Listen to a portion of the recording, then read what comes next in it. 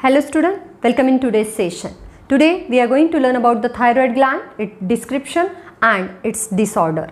In last session we have studied about the adrenal gland and the corticoids secreted by the adrenal gland, that is the adrenocorticoids, mineralocorticoids, glucocorticoids and the gonadocorticoids. The hormone secreted by the cortex and the hormone secreted by the adrenal medulla. Today we are going to learn about the thyroid gland. It is one of the largest endocrine gland of the body which is situated in front of trachea and below the larynx. आपले जे स्वरयंत्र आहे त्याच्या खाली situated असणारी आणि ट्रकियाच्या पुढच्या साईडला present असणारं हे ग्लँड आहे. It is just like a butterfly shaped gland having the two lobes which is joined together by the sterile tissue which does not secrete anything, that is called as isthmus. Okay, अशा दोन लोबनी हे thyroid Gland बनलेलं आहे, just like a tie बो shaped, and these two lobes, one and two lobes, that is join together by the isthmus. हे isthmus या टिश्यूनी join केलेलं. I indicate the isthmus and 1 and 2 indicate the two lobes of thyroid gland. Okay, that thyroid gland, if internally we have seen the thyroid gland, जर आपण thyroid ग्लँडचा section जर बघितला तर त्याच्यामध्ये भरपूर गोलाकार स्ट्रक्चर सापडतील and the rounded shaped structure inside thyroid gland that are known as follicles, thyroid follicles or follicular cells. And that follicular cells, they are interrupted by the small group of cells that is called as parafollicular cells.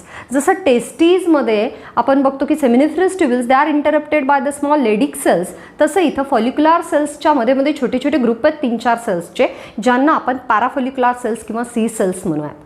These follicles, thyroid follicles जे खूप मोठे मोठे rounded structure आहेत, their basement membrane, basic basement membrane, it is made up of cuboidal epithelium, and that cuboidal epithelium having the inner area filled with the just like a cytoplasm or called stroma or colloid.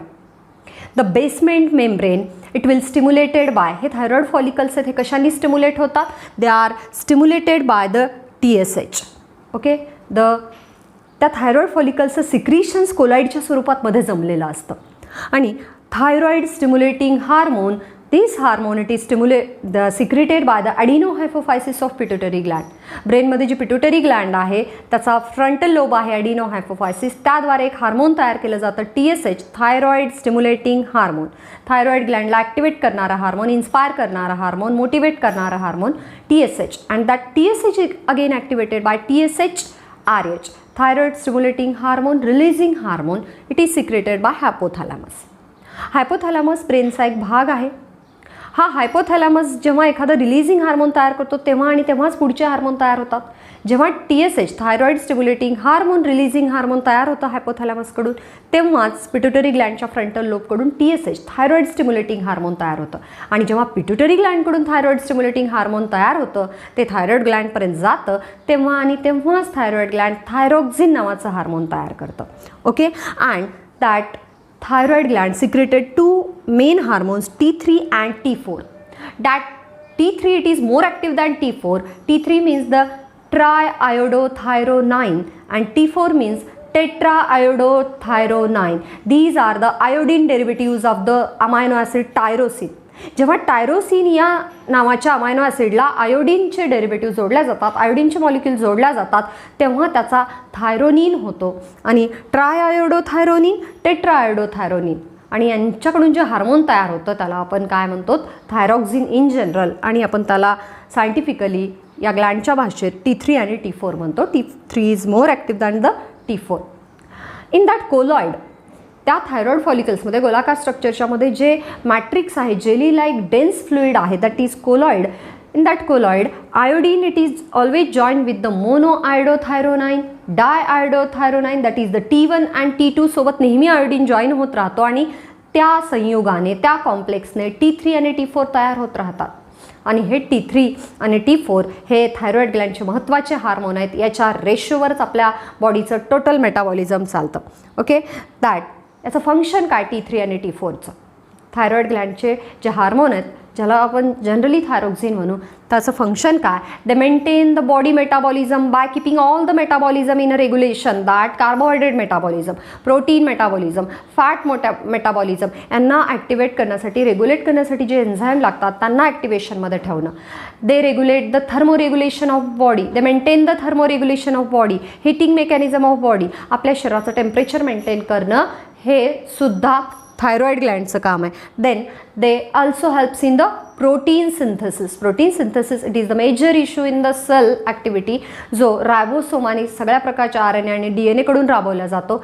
आपल्या शरीरात जेव्हापर्यंत एखादे basic protein तयार होत नाही तोपर्यंत कुठलंही काम घडत नाही. म्हणजे शरीराचे सगळे कामं हे प्रोटीनच्या स्वरूपात होतात. प्रत्येक कोड लँग्वेज ही प्रोटीनच्या स्वरूपात असते. ओके, तर प्रोटीन सिंथेसिस, बॉडीचे सगळे मेटाबॉलिझम, देन थर्मोरेग्युलेशन म्हणजे हीट मेंटेनन्स आहे बॉडीचं, किंवा मेटाबॉलिझमचा जो रेट आहे आपल्या बॉडीच्या सगळ्या ॲक्टिव्हिटीचं काम करण्याचा जो दर आहे तो मेंटेन करतात.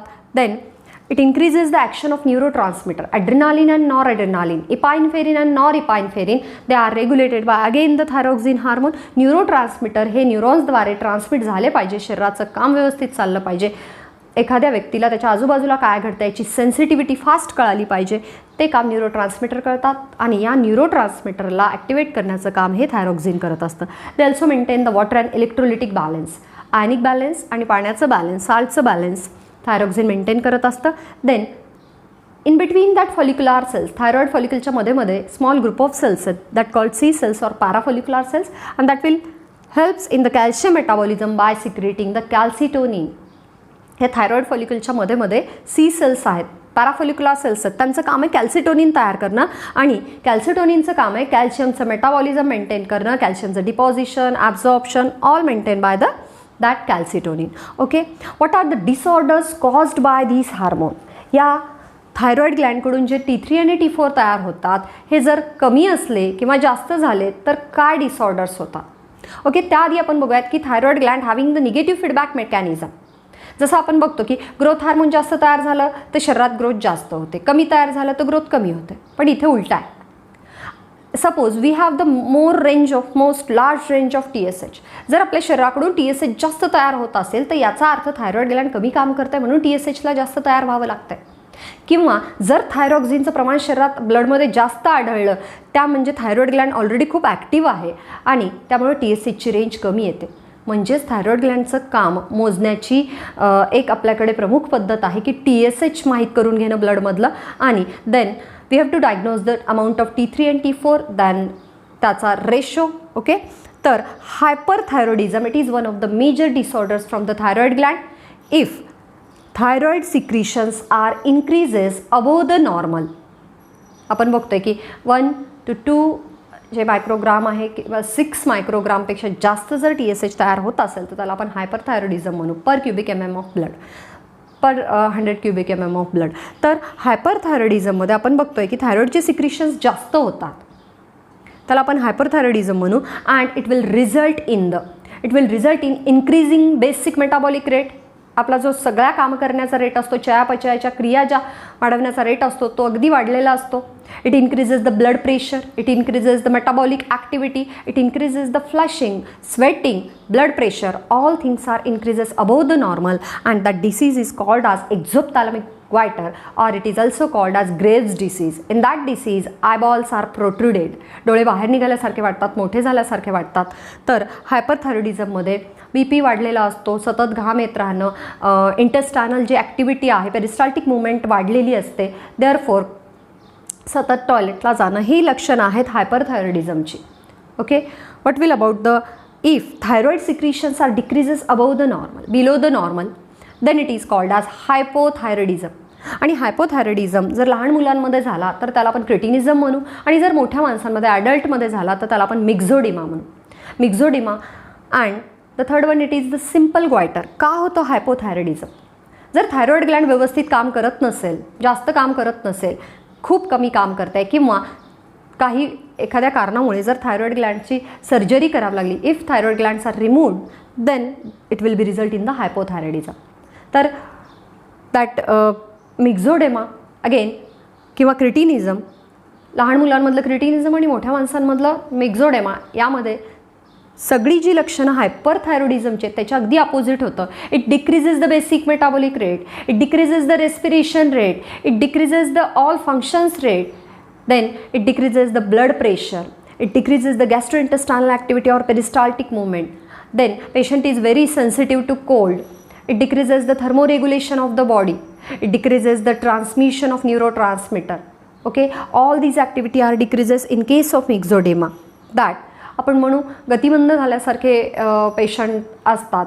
Then cretinism it will caused in the infants. लहान मुलांमध्ये हायपोथायरॉइडिझम जेव्हा होतो तेव्हा मतिमंदत्व आल्यासारखी ही मुलं वाटतात.